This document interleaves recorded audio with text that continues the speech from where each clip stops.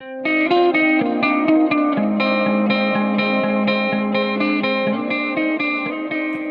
everyone, it's Kay from Crafter UK. How are you doing? In the building with me is Pickle Pants. So today I thought I'd do a video that I've not done in a while. And this is just going to be basically a sort of beginner's guide sort of tutorial on how to diamond paint.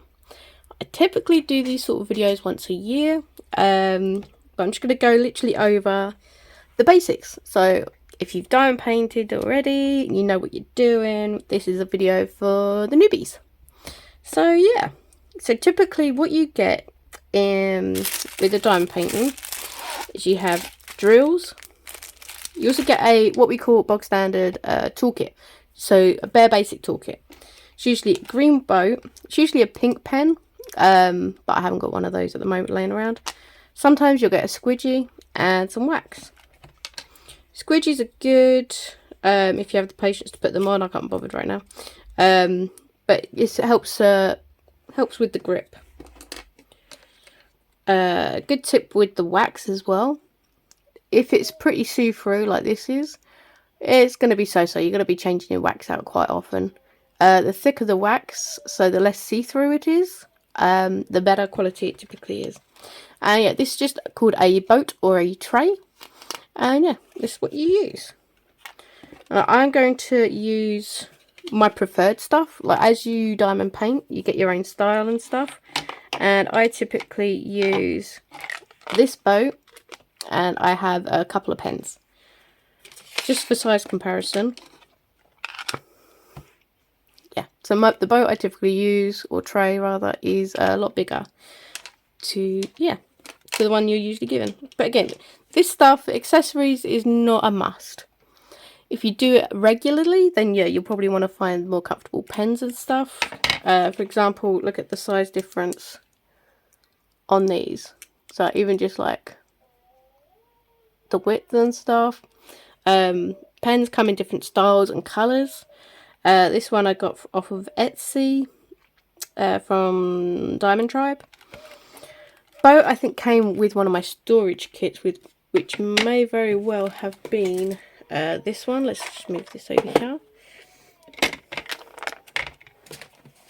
That's why I wasn't planning on going about storage, but yeah, we'll do storage. Yeah, it came with this storage box from Art Dot that I got it on Amazon, and yeah, as you can see, I've got something kitted up in here already. But yeah, right, put that back over here. Okay, so, and also I tend to use putty instead of the pink wax. Putty is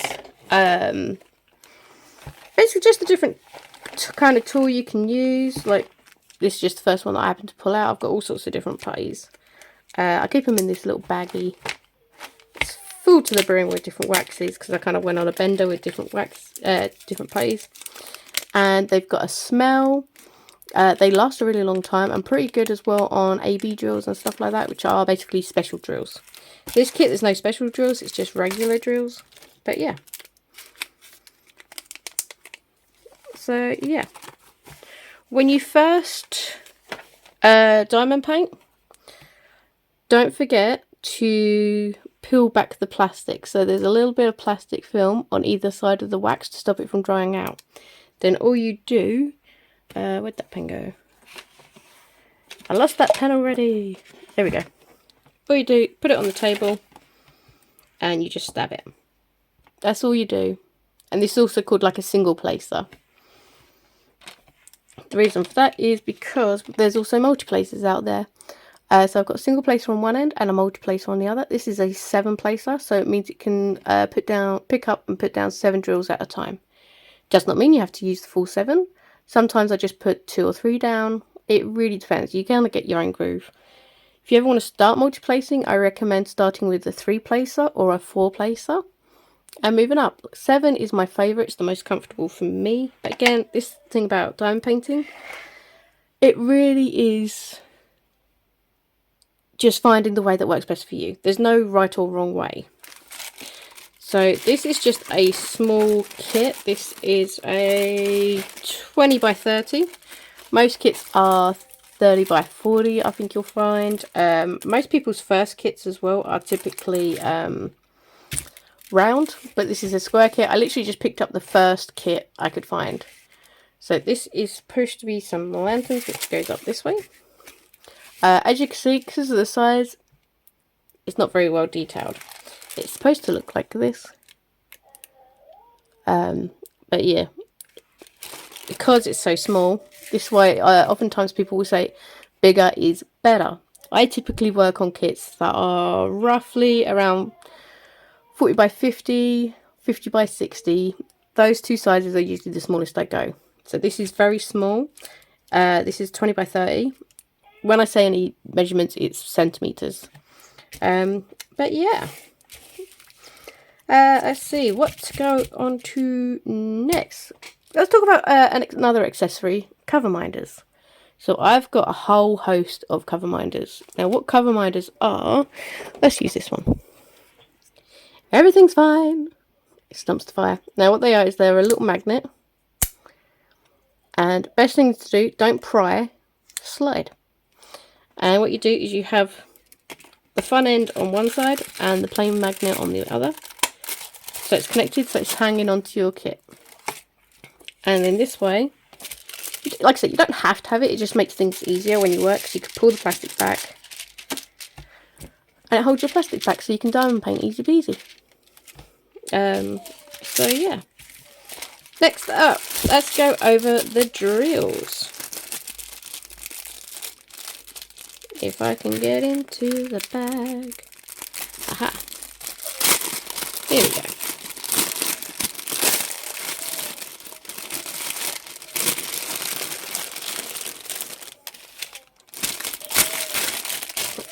So as mentioned before, storage. So some people work directly from the baggies.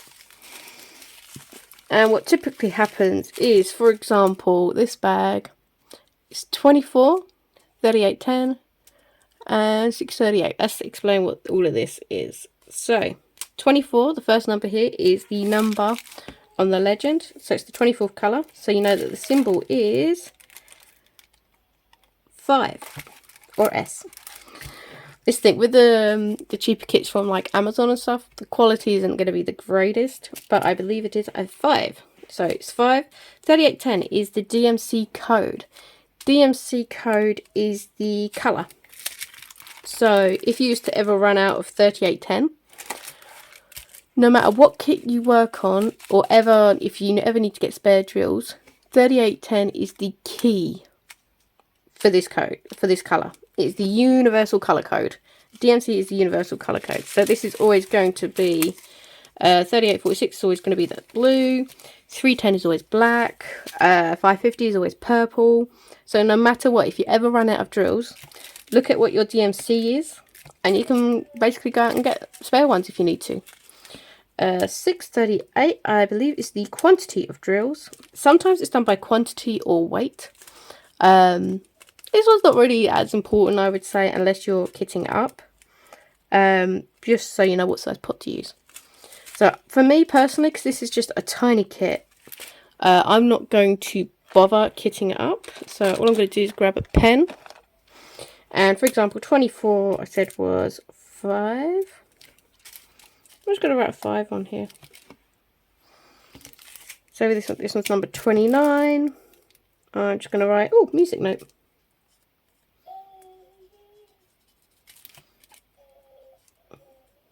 Can't draw a music note. Never mind. But there we go. At the end of the day, you're the only one who needs to be able to read it. Now, alternative to doing this is storage. Now, most people, let's see, have I got one? Okay, I dug this one out. I don't actually have the Tic Tac containers anymore. I got rid of those a while ago. So, Tic Tac containers are very similar to these ones, which are square. Tic Tac containers are that they look like Tic Tacs containers, so they're thin and rectangular. A lot of people typically start off with those. You can get them off of Amazon and all sorts, and all you do is, if I was doing that on here, all I would do is get either sticker sheets, or what I typically use is dress labels. So here's one I've been cutting away at as I've gone along, and you just write the symbol. So I would typically write all the symbols out in general. Sometimes I would add the DMC as well if I plan on keeping them. But here are some of the symbols. Scissors.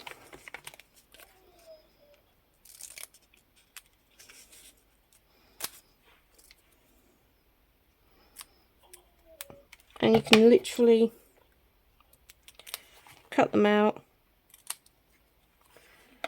and pop them on at your containers. Some people don't like working out of baggies. Honestly, I'm not a fan of working out of the baggies either. So sometimes, yeah. And then you know what symbol you're working on.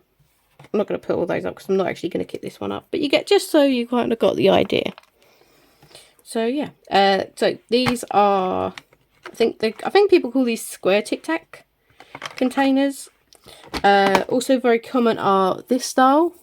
These are common in the art dot storage. These hold a lot of drills. So yeah, there's all sorts of different types of storage out there to try. So again, if you're just starting off and stuff, definitely recommend just doing a Amazon search, just as a sort of general thing. So what I'm going to do is I'll be back with you in a minute. I'm going to write all the symbols out, and then we'll get started. Okay, so I've just finished labeling up all my bags, and then no matter how I kit, whether I use storage or keep them in the bags, what I do is I put them in order of numbers, alphabet, and symbols. If I've got an uppercase and a lowercase, for example, I do with the H's, I always put capital letter first and then the lowercase. But that's just how I like to organise things. Some people organise by colour, or do alphabet, number, symbol, or symbol.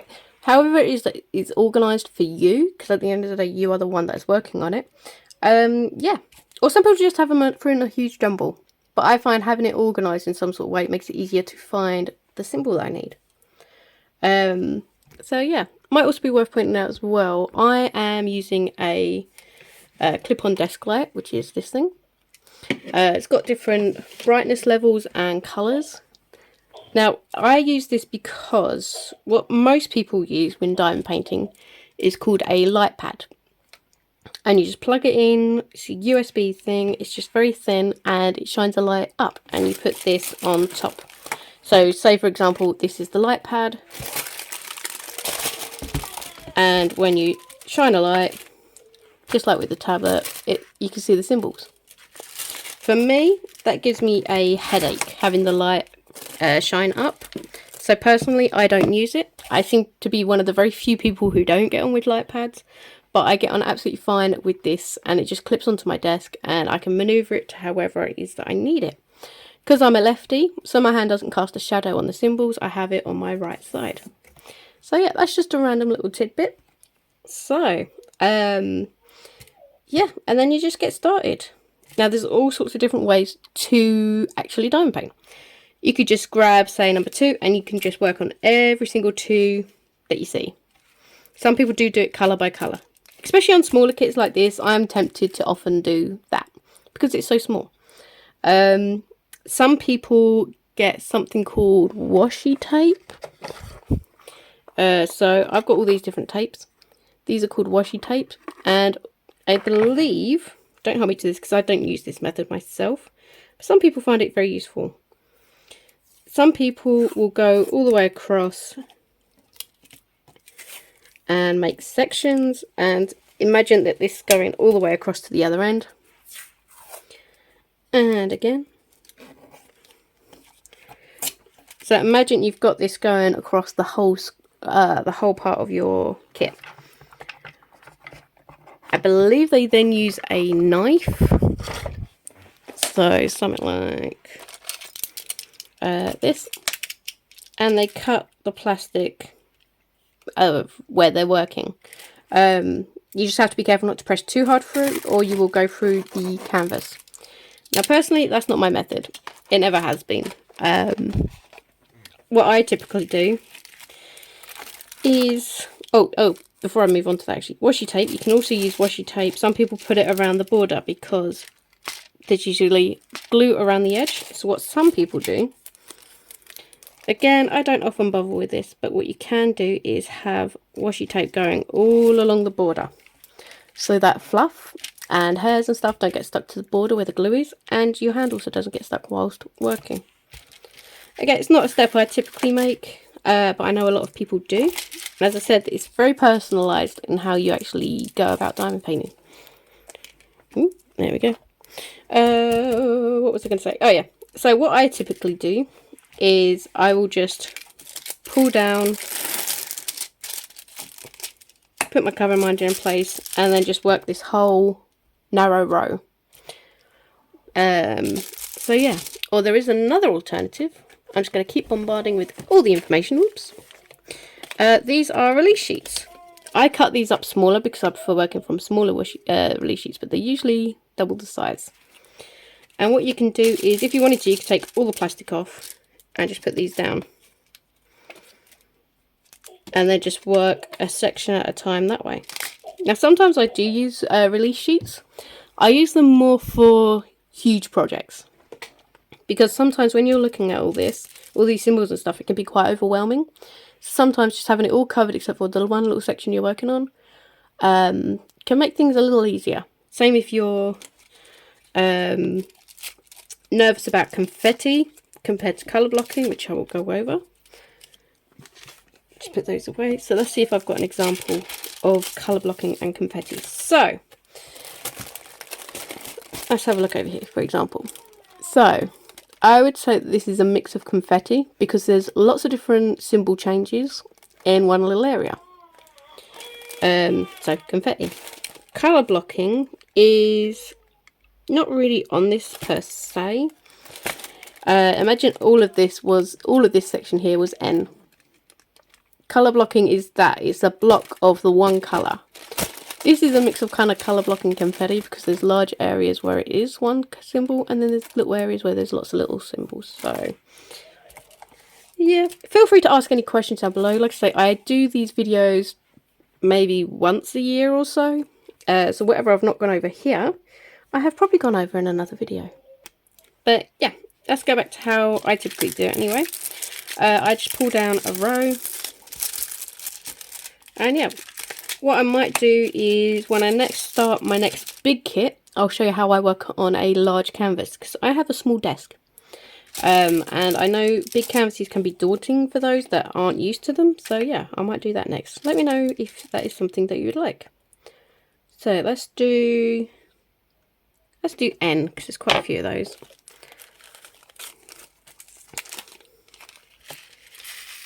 So you just sprinkle in. You don't ever want to pull the whole bag in. You just want to put a few in, tilt the tray slightly, and shake. That's all. So that they're all facing the right way up. Again, these are square drills. There's square kits and round kits. Round drills are round. So yeah, and then all I typically do is, I should have put wax in my pen first. So let's show you how to empty your wax. So all I do is I have a sewing needle, and all I do is I stick it in the end, twirl it around, and voila. Take the old stuff out, because over time it does get less sticky. The end's still fine. Let's grab a lucky dip on the putty. There we go. Oh, tropical shirt.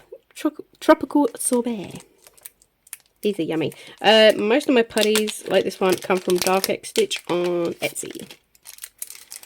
Bit of smell-o-vision for you. Smells so yummy. Right, all you do is literally, same with pink wax, you just stab. And then all I do is push down a little bit and use my thumb to scrape off anything extra. And done.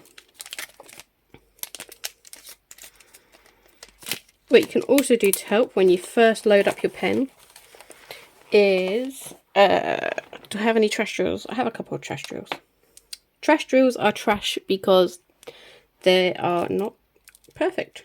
So what you can do is, see on this one there's a knobbly bit on the square. Means it won't stick flush, so I'm just using that, stabbing it, moving it around a bit. It just helps to get that wax in and it just helps.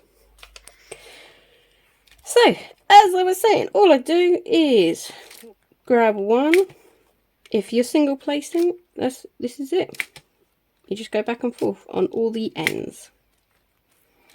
Now, what I typically do is I will go across. So now, even though it's a 7 placer, I'm just going to pick 2 up because I only need 2 here.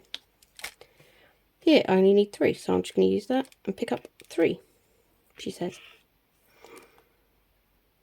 And I'm just going to make a straight line all the way across, because what I'm going to do is I'm going to do everything up. So let's zoom in a bit so you can see a bit better.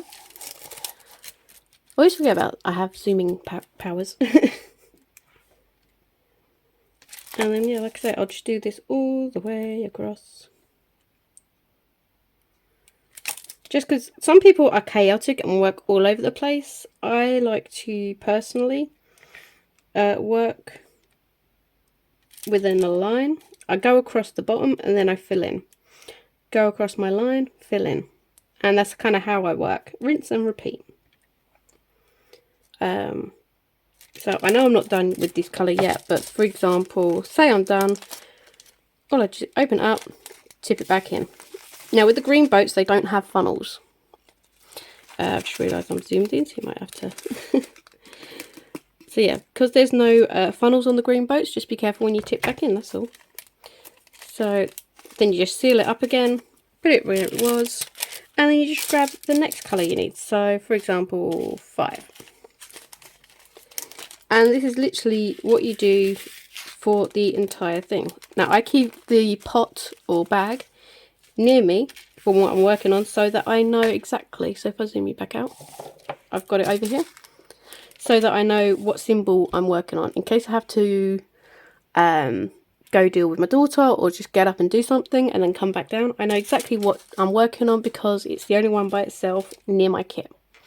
Yeah, so I'm hoping that little tip helps someone. But yeah, and then yeah, again, just going across. And yeah, you just basically keep doing this until you have completed the entire kit.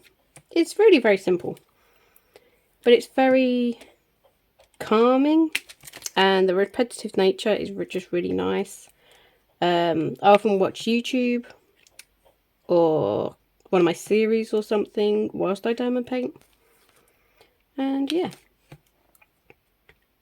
good thing as well is this kit is a double-sided tape kit, so if I was to make a mistake, it's really easy just to kind of push the drill around. Now if this was a double-sided tape kit, putty on the loose, then you can't really slide drills across. Also, if it's a double-sided tape kit, it's not often clear paper, it's like an opaque style.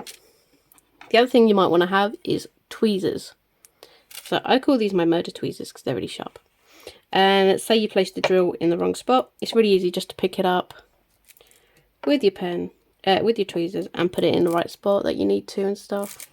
Much easier than trying to get your nails to pick it up. So tweezers I definitely recommend.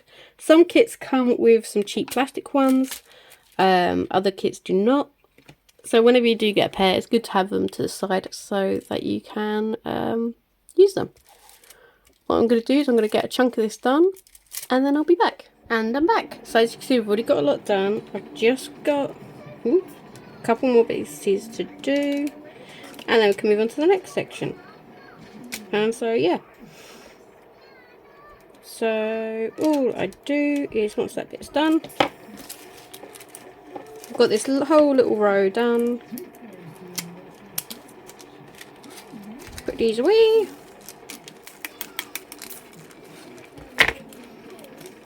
And then literally all I do is zoom you out, is just drag down a little bit and reveal the next section. Every now and again I'll cut this plastic off just so it's just easier to work with, and then all I do for that, so I'll just cut a little bit off to show you. Just get a pair of scissors and snip snip snip. So there's a lot of plastic on this particular kit.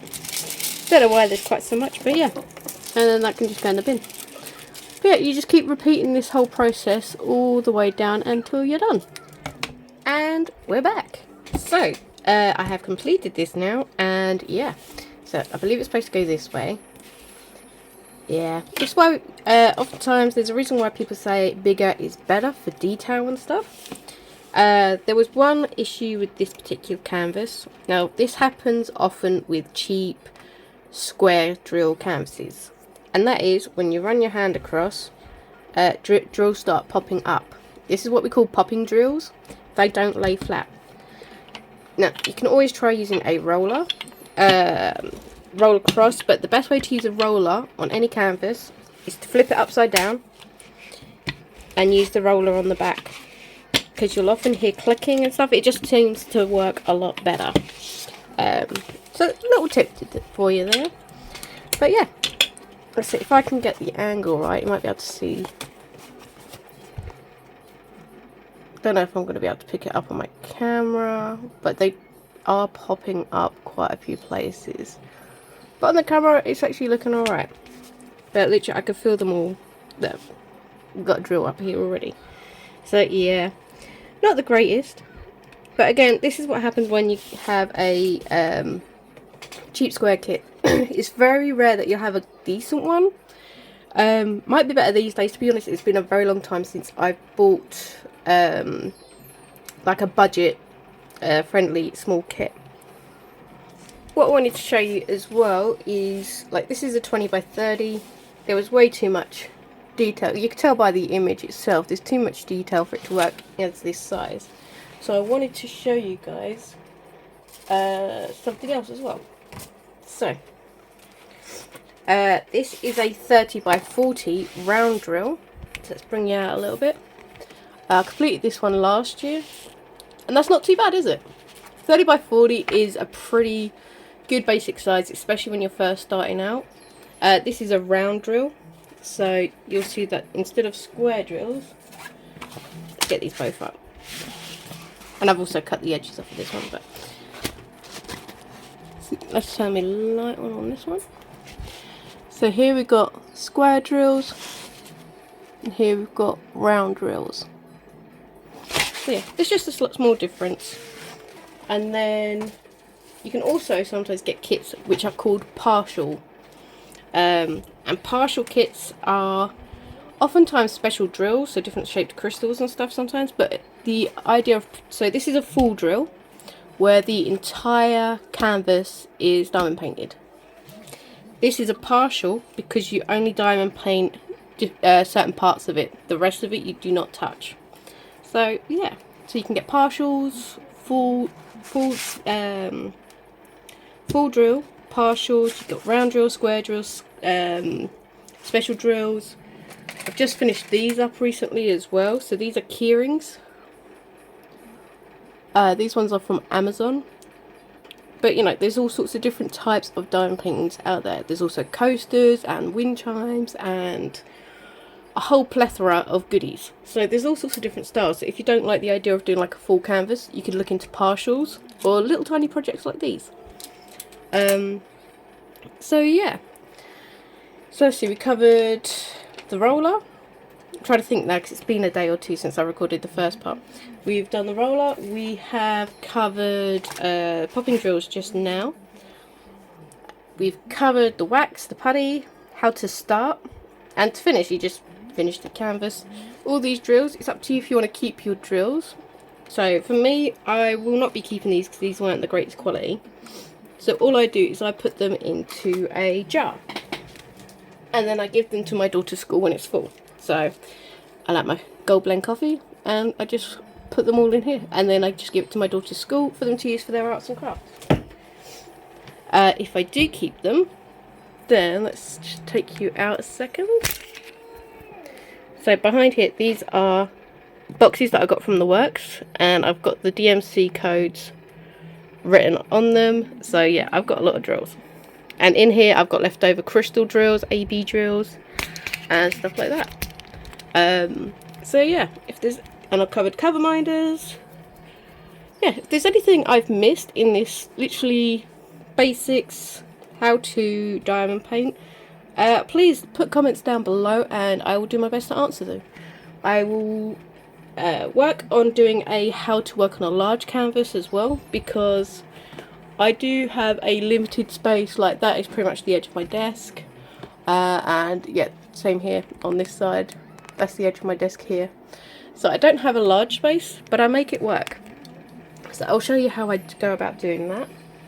But I hope you all have a lovely, lovely day and embrace the love. Bye guys!